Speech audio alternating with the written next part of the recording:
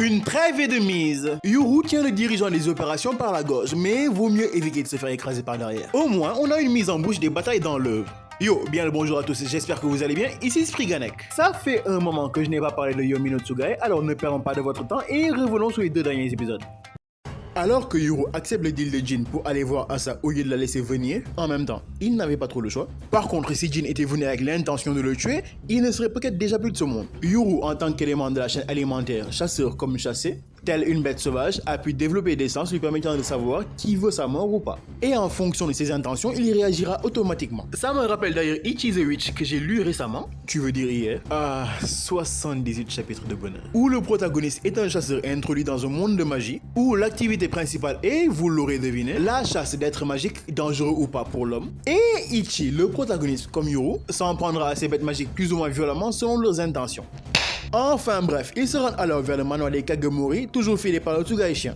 Pendant ce temps-là, Dera est en route pour aller récupérer son fils et lui apprendre la vie. Une fois arrivé au... Wesh, à quel point ils sont riches. Parce qu'en plus, il y a une partie de la propriété accessible aux visiteurs. Vous faites payer combien ? On fait la connaissance d'un certain Azuma Kagemori et ma foi, qu'est-ce qu'il inspire la confiance. Confiance, son troisième prénom. Et le deuxième, respire. Sa présence est éclipsée par la fan numéro 1 de Yuru, mais vu comment elle vit bien, je crois qu'on va lui faire payer le contact. Et pour en revenir à Asuma, il est tellement sympa qu'il nous propose même de faire une visite des lieux pendant que Jin se ferait soigner.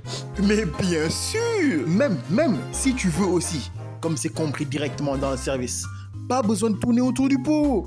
On peut directement se baisser, ramasser le savon et tu fais ce que tu as à faire. Non mais les gens là, ils croient que...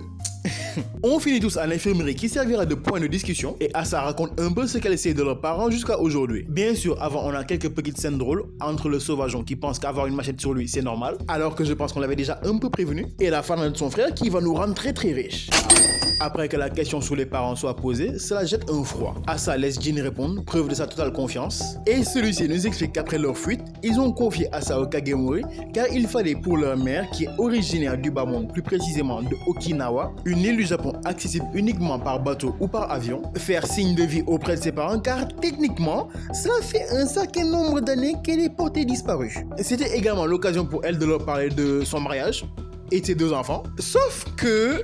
malheureusement encore une fois le destin. Je crois que ce vol était le 815 de la compagnie Oceanic Airlines. Je dis ça, je dis rien. Plus sérieusement, ils ont totalement disparu, y compris un membre du clan Kagemori qui était censé assurer leur sécurité. Alors, à moins de s'être fait éliminer ou qu'il ait disparu avec les parents et les passagers au passage, il y a des chances que ce soit un traître. Ou que le vrai traître soit encore parmi nous et qu'il ait donné les informations à un allié. Cependant, en parlant de sécurité, actuellement c'est un autre de sécurité qui est en péril.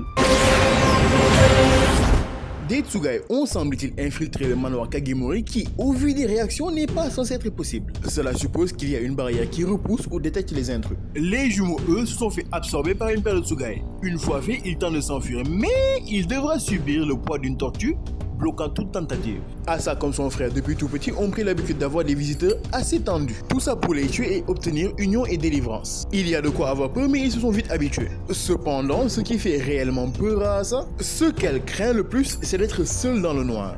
Et dans le même épisode, on a eu un exemple anodin mais percutant. C'est au moment où Jin prévient Asa que son frère arrive et en pleine nuit dans la chambre, la lampe s'allume. Vous me direz, c'est normal. Il y a de ça certes, mais c'est plus la présence de Gabi dans la pièce qui est là pour la rassurer. Et dans son espace scellé, heureusement que Dextre est là. Et ce dernier a également quelque chose à nous dire, puisqu'il parle d'être le point faible de Kai Délivrance, car normalement les gardiens cardinaux ne sont pas faits pour être aux ordres des jumeaux séparés par le jour et la nuit, mais au contraire, ils doivent être les garants pour ne pas que les possesseurs de Kai et Fu soient hors de contrôle. En tout cas, si Dex est le point faible de Kai pour Asa, alors pour Fu, ce n'est pas une partie de plaisir.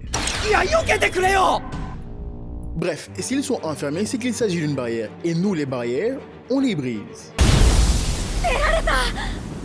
Asa et son frère sortent de leur cage et étonnamment, elle arrive à briser un pacte liant un Tsugai à son maître. Elle scelle un pacte avec lui et devient son nouveau maître. Faut avouer, c'est cheaté si elle arrive à faire ça avec tout le monde. Après avoir été attaqué, il est temps pour les Kagemori, avec l'aide de Yuru, de montrer leur croc à leurs assaillants. Ils seront sans pitié. 一人だけ残されるのはかわいそうだよね。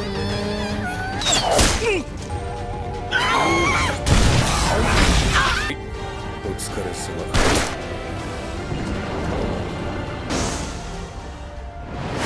Ils ont pas fait dans la dentelle. Un interrogatoire qu'aucun homme ne souhaiterait subir permet de récupérer quelques informations. On a été attaqué par des mercenaires. C'était une mission en express, mais ils étaient beaucoup trop organisés pour les gens qui ne se connaissent pas. Mais malheureusement, celui qui dirigeait les opérations et qui en savait beaucoup plus est décédé. Et Mademoiselle Gabi est de plus en plus intéressante vu sa réaction après qu'elle ait entendu les paroles dégueulasses de ce type qui n'a manifestement aucun respect pour les Tsugai. Alors personnellement, j'aimerais en savoir plus sur elle. Pas juste parce qu'on partage le même nom. Précédemment, je parlais des frères et sœurs qui depuis tout petit sont constamment sous la menace ennemie. L'un d'eux, pour certaines raisons, ne le dit pas aux villageois. Un petit peu plus tard, on apprendra que c'est en mourant que les jumeaux éveillent leur pouvoir. Enfin, c'est du Kitudu, car ils sont susceptibles de ne pas se réveiller. Avec cette pression constante, sans mourir, l'un d'eux a éveillé un instinct sauvage, tandis que l'autre, morte des mains des envoyés du village, a atteint la frontière entre le monde des vivants et des morts, rencontré le Tsugai qui lui offre délivrance, et avec ces informations, Yuru compte bien démêler les incohérences. Juste quand Dera arrive avec le chef des Kagemori. Ils portent tous un énorme sourire, mais Yuru ressent bien la tension. Entre-temps, on croise Azuma, qui bien sûr est en train de dormir. On va te croire, oui. Et on fait la connaissance de Agure Sensei, apparemment. Mais bon, vu comment le bâtiment est grand, j'imagine qu'il doit avoir son propre espace. Le jour s'est levé, ils se sont battus toute la nuit, il est temps pour eux de discuter autour d'un petit déjeuner. みんなに朝げの準備を。大丈夫、毒はもらんや。ありがたいです。